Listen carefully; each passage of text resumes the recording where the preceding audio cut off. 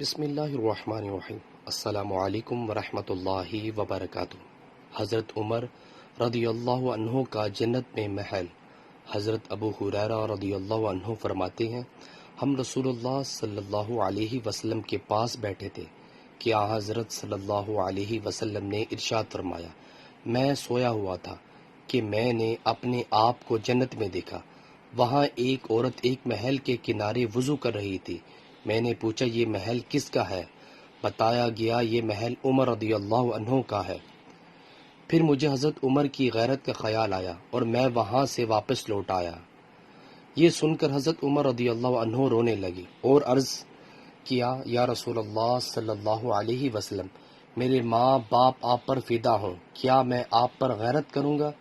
نیچے والا موجود ہے۔ سو ویورز، اللہ تعالیٰ سے دعا ہے اللہ تعالیٰ ہمیں بھی اپنی زندگی کو اسلام کے مطابق بسر کرنے کی توفیق عطا فرمائے۔ ویڈیو کو شیئر کریں۔ جزاک اللہ۔ السلام علیکم ورحمۃ اللہ وبرکاتہ۔